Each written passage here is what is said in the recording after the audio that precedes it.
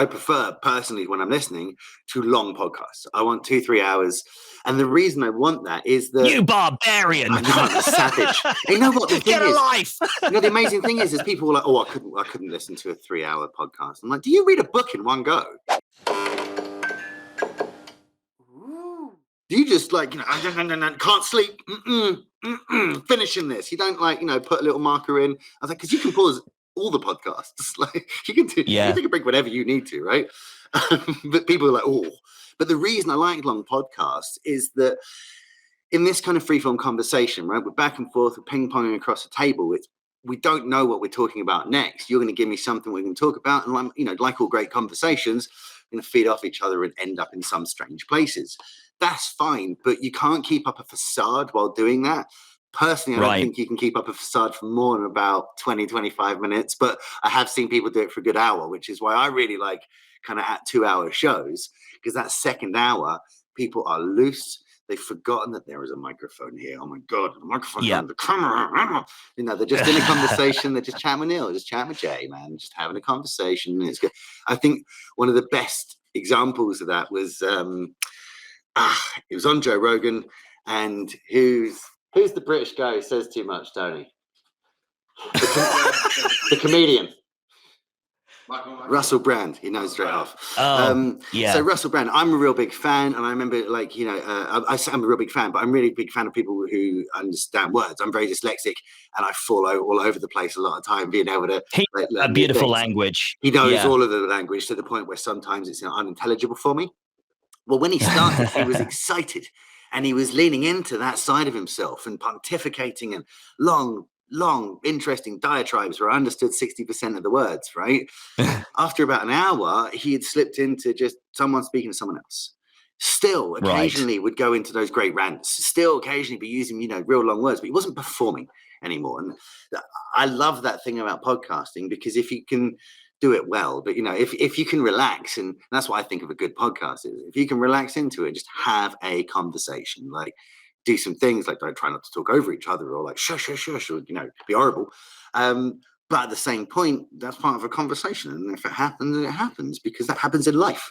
Just if we're down the pub, this is the same chat we'd have. Maybe we're a little bit more amped up because we know it's on, it's going to be listened to and it's out there live. But apart from that, that's what a great chat is. And it's the beauty of podcasting is beforehand, we didn't have this space where people could have a conversation from, the luxury of wherever they usually are. You don't have to come to a studio with your exec and your driver and your PA and the other PA, and they sit in one room, and then you sit down and you have the 7 things which you're going to promote this, and you've got 11 minutes to talk. And they're taking notes the whole time and not enjoying or listening to the conversation at any point. Absolutely. No, I agree with you. And I think that is the beauty of this, in that, with radio shows, and even to a slightly lesser extent, TV, although, TV has a watershed, radio doesn't, which is a very commonly, misunderstood thing, actually. There is a sort of watershed if you're at the BBC, because you can get away with blue murder at the BBC and just send out an apology email 3 days later and you get away with it. Hence why Chris Miles didn't get fired for having the F word at 7 o'clock in the morning. I digress. Not bitter about it at all. Us commercial radio people that didn't get to swear on the air. Bastards. Wow, where did that come from? Anyway. In the next 11 minutes, Neil just swore. But it is such a beautiful medium in that, you can have 2 people that radio would swear over. Oh my God, you're going to talk about what? And providing your, what a lot of people don't understand, of course, even with podcasts, is that there is still a legal implication. You still can't defame people. You still can't libel people. You're probably going to get in trouble if you turn around and, say something about Boris Johnson, because, the men in suits are going to be listening. No proof of that, but I'm just convinced. Yeah, but they'll certainly not get in the top 10. No, it won't. And you are putting something on record. Like, that is still the same as wherever, a confession booth, in a police station, when they hit record, or when you hit record and release it. It's out there.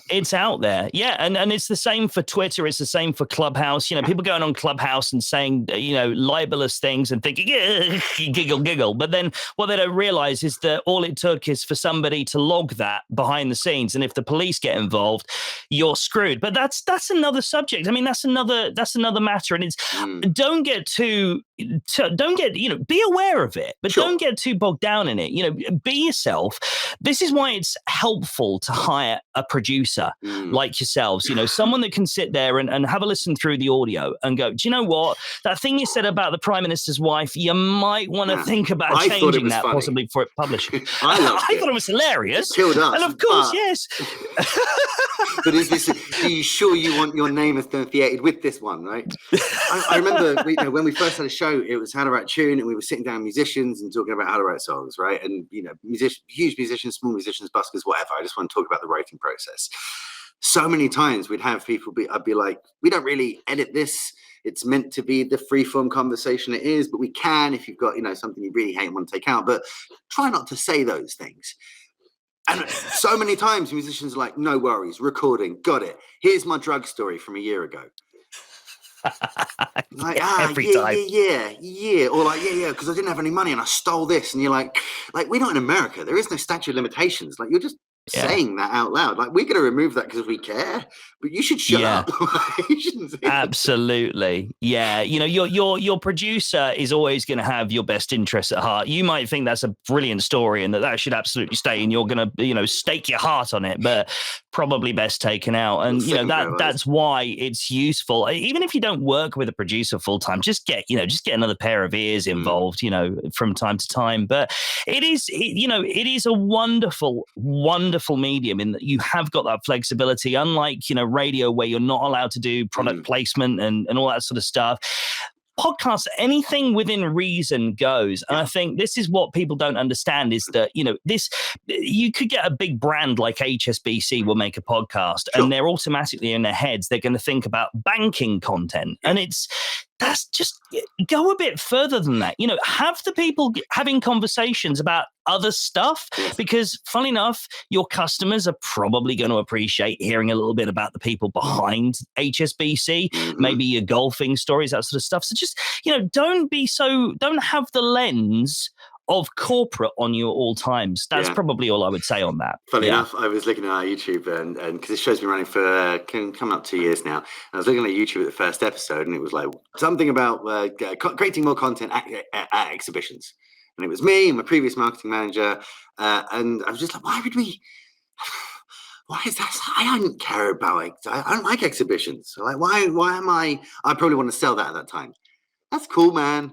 I see why I made it. I just don't see why anyone would listen to it. Like, I'd much prefer to have a conversation like this, maybe stumble across some value here and there for people, but more importantly, have an entertaining conversation that moves in different places, because that's who I am. Our meetings in the mornings can spin from 15 minutes to 2.5 hours because we all like a good chat about creative ideas. Things spin out of control. High eyes. In big time. Oh, right. A man who knows his disc profile. Powerful. Only recently. I learned it about a month ago. There we go. So disc profile, for those of you out there who haven't used it, is basically a way of where everybody sits in their personality in this kind of 4 quadrants. And D is decision maker, I is influencer, S is and steady, and C is conscious. I don't know. Can't remember. But it's basically like, you're an accountant. Close enough. Thank you. It's been some years. I got to a point where I'll be able to be like, hi D, and just put it out just from talking to someone. I did a disc profile before starting my the last job I had before starting the agency, and in work I was an I, and out of work I was an I, and I was like, and they were like, so you don't have like any decision making capability, you don't really like to look at things or assess things, you just want to be loved. I'd be like, yeah, pretty much. But you like that, right? Such a giveaway. Yes, it's love a disc profile. God, love his profile. So before we spin into something horrendous like a disc profile, the king, you mentioned him earlier, right? Howard Stern. As far as I'm concerned, he was a podcaster. Like, I know it kind of is now, but he was a podcaster when that was not right for radio. No one else was doing that, and started essentially, and you know more about radio than I do, but started shock jockeying, right? He started that concept of shock jockeying. Shock jockeying. I say it with a French accent, it becomes very cool. Shogin. So he started that whole which is podcasting, which is why I like podcasting. Now he managed to do it on that beautifully fine line of saying horrendous things without actually saying the words that get you banned, right? So, and not all the time. He was banned a bunch of times. I loved Howard Stern, and I look back now and think I'd love to even be able to be half the podcaster he was when he had the limitations of radio. But you were listening to that in the back of magazines. What was that like back in the day?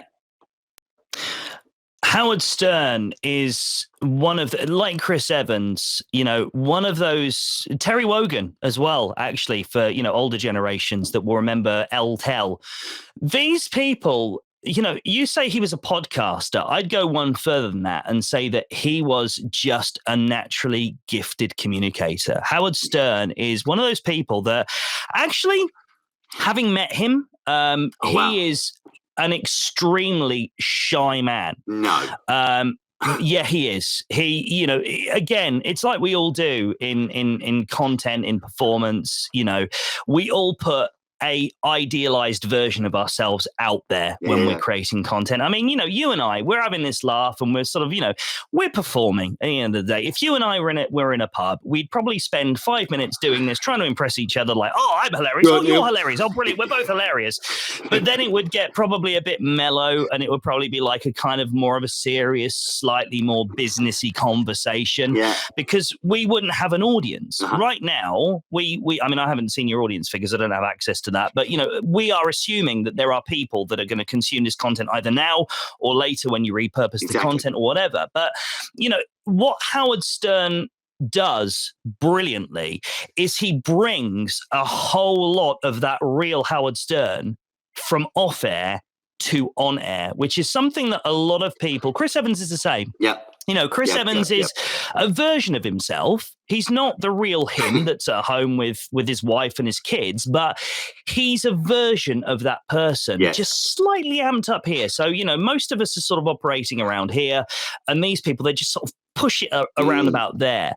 Howard Stern isn't going to business meetings and asking them how they prefer to have their anal. That's just not what he's doing. If he was, he wouldn't be lasting very long in business. Certainly Sirius XM would have been, what the hell is this guy about? What? Anal? What's it? Marjorie, do we do anal? It's just, it's Is this really the guy that we want to do the biggest deal ever with? Keeps talking about Is this who we're taking to the shareholders and saying he's going to save our company? Really?